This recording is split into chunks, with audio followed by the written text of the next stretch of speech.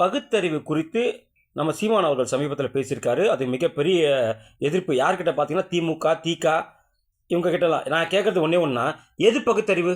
இப்போ சமீபத்தில் ஒரு பார்ட்டி என்ன பண்ணாங்கன்னா, நம்ம முதலமைச்சர் ஸ்டாலின் அவர்கள அவர் போஸ்டர் நேரில் கிடையாதுங்க, போஸ்டர் மேலே செருப்பு எடுத்து அடித்ததுக்கு அவங்களை தேடுவதற்கு தனிப்படை அமைக்கிறாங்க.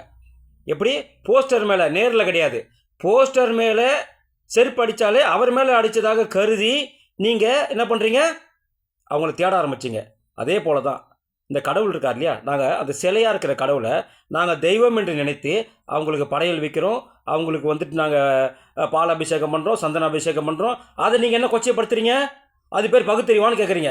சிலைக்கு படையலை வைப்பது, சிலைக்கு உணவு வைப்பது, சிலைக்கு பால் அபிஷேகம் பண்ணுவது, சிலைக்கு சந்தன அபிஷேகம் பண்ணுவது, சிலைக்கு இளநீர் அபிஷேகம் பண்ணுவது பகுத்தறிவான்னு கேட்குறீங்கல்ல?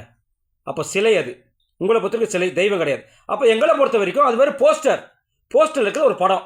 அது நாங்கள் ஸ்டாலினும் நாங்கள் பார்க்கல. அப்படி இருக்கும்போது அதில் மீது செருப்பு அடித்தது தவறு என்று நீங்கள் கருதினால் அப்போ இது என்ன? இது சரிதானே? அப்போ நாங்கள் சிலைக்கு நீங்கள் சொல்கிற சிலைக்கு எங்களை பொறுத்த வரைக்கும் தெய்வம். நாங்கள் அதுக்கு படையில் வைக்கிறதோ அபிஷேகம் பண்ணுறதோ நம்பிக்கையின் பேர் தானே. அந்த போஸ்டர் மேலே நீங்கள் செருப்பு அடிக்கிறது ஸ்டாலின் மேலே அடித்தா மாதிரி நீங்கள் ஒரு நம்பிக்கை வைக்கும் போது எங்களுக்கும் அதுதானே பொருந்தோம். அப்போ அது பகுத்தறிவு என்றால் இது பகுத்தறிவு தானே.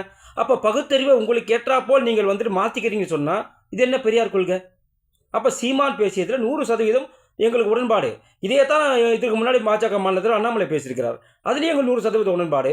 அப்போ பகுத்தறிவு என்பது எது என்பதை நீங்கள் பகுத்து பிரித்து தயவு செஞ்சு பேசுங்க. உங்களுக்கு ஏற்றா போல் பகுத்தறிவை மாற்றிக்காதீங்க திமுகவினரே.